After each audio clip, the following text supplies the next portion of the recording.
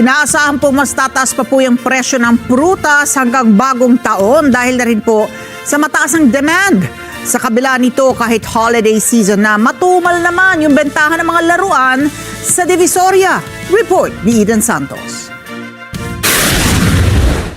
Mga prutas na patok tuwing holiday season, asahang tataas pa ang presyo hanggang sa bagong taon. Yan ang tiniyak sa Net25 News ng ilang nagtitinda ng iba't ibang prutas sa Divisoria sa Maynila.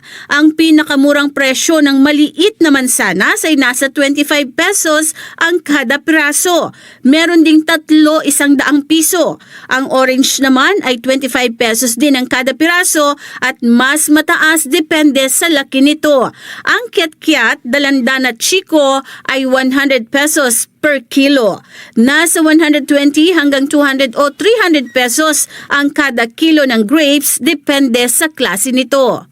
Mura na, paano lang kami? Yung kunti tubo lang. Paramihan lang ng kuha. Hindi katulad nung nakaraang taon, doble ngayon ang prutas na pagkataas. Dito mataas dito, pag tinataas ng Chinese doon, wala kayong magagawa. Taasan din namin. Oh, tataas pa yan, ma'am. Araw-araw parang tumataas. Kapon lang ang benta namin na 650, ngayon 800 na. 7 plus na ngayon, 760. Kunti lang kasi hindi nutubo, 40 okay na kasi madalian.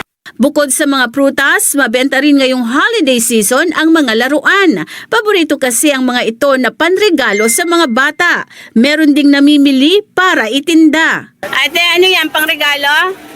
Hindi po. Pangtinda po.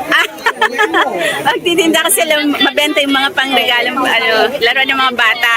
Pang business. So, namimili ka rin ng mga laruan dito sa Divisoria.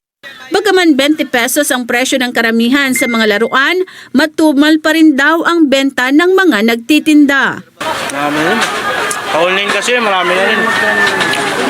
Puro online na kasi yan. Babae na lang, deliver. Eden Santos para sa Mata ng Agila. Matatag, matapang, matapat.